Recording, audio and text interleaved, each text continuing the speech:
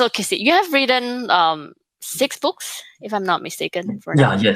yes. So, and how is this book different from your previous books? My first book was published back in 2008. So that's the first one, Top Money Tips for Malaysian. So the red cover one.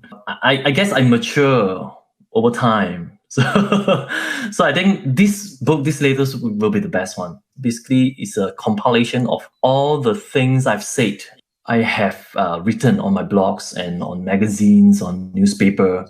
So it's basically a compilation up to what I have right now. And I went back and rewrite a lot of it, update the information and cut out the fat, cut out the things that is redundant, not useful, give the tips to you as fast as possible. So that's how I come up with this book. Yeah, I would totally agree. I have not finished reading the book yet, but I'm halfway through. I really I'm amazed. It's quite hard to finish, 300 over pages. No, actually, I only started reading this on Monday, I think, and I'm halfway through. Yeah. Oh, you're halfway through. So is it easy read or? It is, and it's fun to read. I usually read it before my bedtime, just so some books help me go to bed easily. But this does not work for your book because it keeps me reading, and it's always way past my bedtime when I realize it. So yeah, it's definitely a page turner because I just love how you summarize all the key points, the tips that I believe something that you have in mind for a long time. But I think from you mentioned, you got wiser with more experience, and the way you explain it, the example that you use, it really it gets the point. And and then I just love how you throw in questions to trigger people. It's how some of the financial planners would do it as well, because if you don't ask questions, if you're just telling people something, it does not register. So the best way to get people to understand something is really by asking them. Was this writing journey the same as the previous 6 books that you had? This journey will be a little bit different. So basically, the stuff is already written, because it's a compilation. So I have to dig back all the stuff and then rewrite, re-edit, and then tell the story probably differently and add in some chart just to simplify things. So I think I can explain things better than I used to be. It is way more different than how I write my books previously. So previously I do a lot of research, but now it's what I think reader need is that, how do I write something that can motivate them to do some action? That's the key of this book. So I want you to read it and you'll be able to apply it right now. You will catch it, you will get it, it will be in your mind. Yeah, then if I can do that in this book, and I think it will be a success. So that means earlier you were just writing to share the things that you know. But, for this book itself, it's one step further because things that you write, it really focus on getting people to take action. Yes. You got it. For this, I would say you're probably researching your own articles, your own writing, and that's how you compile them, right? And how long did it take for you to do this? Probably 7 months. But in fact, I've been compiling it and put it in my ebook and give it away for free for many years. So I have volume 1, volume 2, volume 3, volume 4. So when I was thinking should I come up with volume 5? I got approached by the publisher and say, oh no, now you are giving free ebook away. Why not turn it into a book? So I say, okay, they can got my stuff. The free ebook is free. You can just download. But if to do a book, it takes more time. In fact, so I actually struggle because writing books takes a lot more time than doing other stuff like doing webinar, doing interview, doing tutorial, doing video. I think those will be faster, reach our audience faster than writing a book, because after you write a book, you need to go through the editing process and then you have to go to printing and then only ebook. Go through the bookstores, right? But my publisher convinced me to do it because he said that, okay, you can reach people who don't read ebook, and then they probably don't go to YouTube, don't go to Facebook, but they love to go to Popular Bookstore and PH Bookstore, and those are the people you want to reach. So I was like, okay, good idea. So I get it done. I would have to agree. I have to thank your publisher to have convinced you to write a book, because I'm one of the ones who don't like reading ebook. It's just because I mean it's for me, like, you know, I like to have a good like sleep habit, so I really love to read before I sleep. So and I wouldn't want to use anything digital before I go. It's perfect for me. Thank you. Yeah, me too. So, and like I was just wondering, like, what was your biggest challenge in writing this book?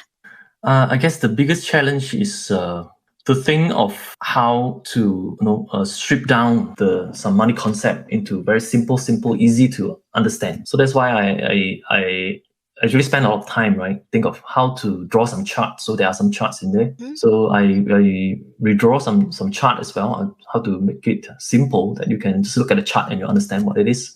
Yeah, basically simplify thing. I think that is the most difficult part. You can, sometimes we read books. I read books that is like 200, 300 pages. But if the author is good, they can just summarize it in one page, right? Like one diagram. So that's the whole book. Have you seen this? Made to Stick.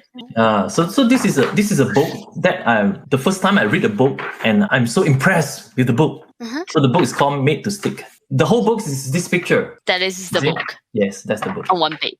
Yeah. But it's, of course, it's like 200 over pages. It will just give you more examples and answer all that is in there. So I think that's the hardest part to do with a book. So I have a lot of ideas, a lot of it in insight, but of course I cannot do as this like one page just to represent the whole book. No, I still couldn't do that. I would say like you've done a good job.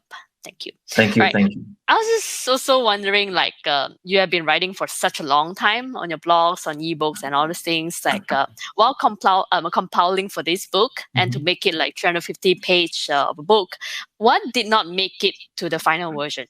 I leave out a lot of things too. A lot of things that is like very hard to explain on paper. Yeah. So, like for example, when you want to show something on using a spreadsheet, I think it's better than just talking about all the formulas screenshot in a book. I think it's very hard to learn something. So those things couldn't make it into the books.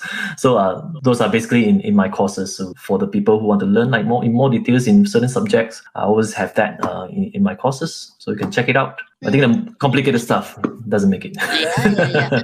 It makes sense. Like, because earlier you mentioned the goal of this book is to make people understand the key points, the important like money tips in a very simple way.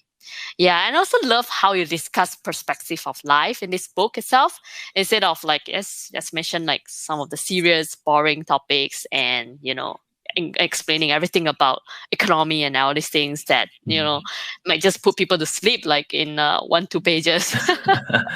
They have a lot of textbook for that.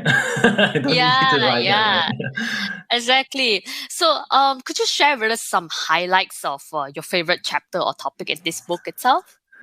Yeah, I can do that. In fact, I can show you the chart. I think I have 3 charts there, like talking about money charts of the mediocre and the rich and the poor, right? So mediocre is I would say the middle class. When you make money and you save a portion of it to spend. So this is balance. So if you are like this, is basically you're okay. You always have some saving, and that saving you will buy your house, buy your car, and basically you get your assets and the liabilities and the net worth. So this is like the normal, usual people will be like this. And then the money charts of the poor is when the incomes is not enough for spending. So they have to spend a lot more than their income. So that means they have deficit. So they spend a lot more. Because of they have to spend a lot more, so they have a lot more debts as well. So their net worth is actually negative. That's a no-no. Of course, this is no-no. Don't get yourself into this. This is where like people start taking like personal loans or credit card loans to survive. And the chart of the rich is that they can save a lot, in fact, because they might be earning a lot of more money too. And then they could be spending more than the middle class, more than the mediocre. But because they earn a lot more, so they can still save a lot more. And they know how to use that money, the saving, to acquire a lot more assets. So that's why their net worth is a big chunk too. These are 3 charts. I think one of the chapters I talk about this. So this is talking about incomes. This is income. So this is expense. So what I mean here is that when in the learning phase, someone just spend money, right? So who is sponsoring the spending is, of course, your parents. Your pharma bank, basically the learning phase. So you have to learn, have the capability to make money. So after you graduate, then you can start to make money. So your income should be always higher than you spend, right? So you can have, if your finances is well planned, at least during these productive years of like until you're retired at age 55, your income should keep increasing until the day you retire.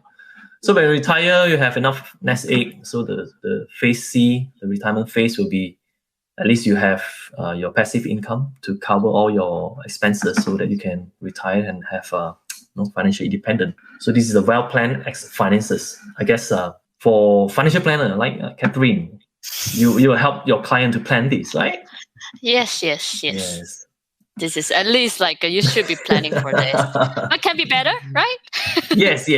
So I zoom in. It's a similar chart. So I zoom in here. So I say that here, when you look at this place, so what happened is you want to sometimes it will be affected by unexpected events. So let's say unemployment, then your income will suddenly drop. Let's say at age 32, right? You suddenly become unemployed. Yeah, that might happen to some people during the pandemic, right? Yes, and then income drop, you have to live on your saving, in fact. So you become a deficit. So this thing will happen. And also there are unexpected events like illness. So sometimes illness, you might be able to work, but it might prolong for a while, take a few years to recover from the illness. So this might be how it looks like. And then, I think basically that's how. So when I talk about this, that's how when you want to cover it, like illness, you can cover with insurance. So if you have insurance to transfer the risk away. Transfer the risk, then basically you will still have your income going. You don't have a deficit. Interesting how you just got everything into chart, which is such a good way to explain. This is another chart that I also like. I think I've never seen this chart anywhere, so that's why I draw it. So it's very simple.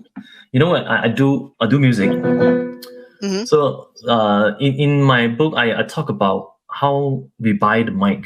Like this mic cost me like $200. There are mics that is like $30, $50, right? So there are also mics that cost more than 10,000. So maybe like Beyonce will use that kind of mic. I believe so. So when I was doing music production, right? So I will buy mic that is like in a $200 range. So you will get like 80% of the audio quality. But if you want to spend more on those mic, I can spend up to like 2,000, or I can spend up to like 10,000, right? Just to get a mic. These are the premium we pay from here to here. So these are the premium that we pay. And you have to, it's always a constant struggle, because whenever you upgrade your stuff, there are more premium you need to pay, but the quality you get probably just a little bit of boost. So for example, like audio quality, a lot of people cannot hear the difference between 80%, 90%, 95%. So to them, like when they hear anything above 80%, it's like the same to them. So it's the same thing also like for car, when like people like to upgrade their car. If you buy a car with 4 wheels, with aircon, the basic like with stereo, for example, a Kancil have all those, or a normal Malaysian car, context, right? yes. Yeah, Malaysia car. A small size sedan car, I think is enough. It's like 80%. It can do everything already. You can get from point A to point B. But some people will spend a lot more money on car, right? You can buy 10 times the cost of a Viva, and probably you get a Mercedes or something. It's still not the best, but you can even spend more, like 10 times more than the Mercedes, and you get a very, very expensive European SUV or whatever, right? There's always a premium to pay. And I would say that this premium, you always have to weigh it, like see whether it is really going to give you that pleasure, that happiness. So is it worth it? Yeah. I think it's such a good chart to use to make a money decision, because many times like we see things that we want. I don't know, it can be, like you mentioned, expensive car, or like a very expensive phone. When you are like charting out like this way, it makes it so easy to make a decision. Is it worth it to pay like 10 times more for just a slightly better improvement? You know what is bad about this is that it feels good when you upgrade, but it doesn't feel good when you downgrade. You feel a lot worse when you downgrade. So that actually limited your choice. I heard from a friend before. He worked for a big corporation in Malaysia. So the directors are very well paid. So they have a lot of money. They buy Porsche, He shared something. He said that, they are very rich. They are very rich. Yearly, they have income of like maybe 10 million or something. So you have a lot of money to spend. But he said he doesn't envy them. He said that actually he limit your choice of stuff already, because when you want to go travel, you have to book anything. If that's anything below 5-star hotel, you will suffer because your house might be better than that hotel. I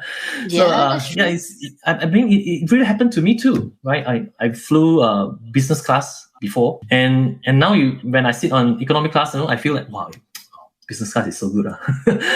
Now you know the difference. When I drive now, I drive good car, and then if you ask me to drive a lousier car, I feel that, this car is not so good anymore. Like, it doesn't feel good anymore. So in fact, I think the joy is through the process, the process of having that progress. So another advice: if you let's say just about car, if you want to upgrade your car, you do it slowly.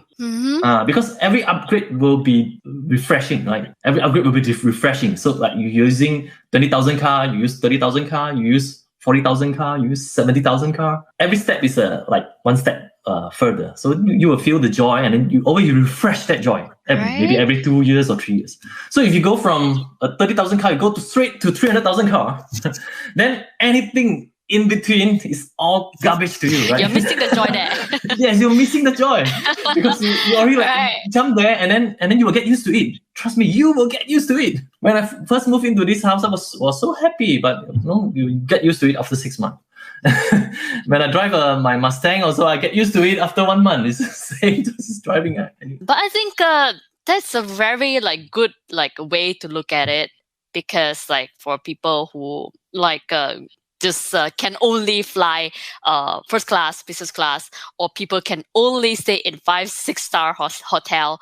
They are so limited. I mean, they think they have more, but in fact they have limited choices.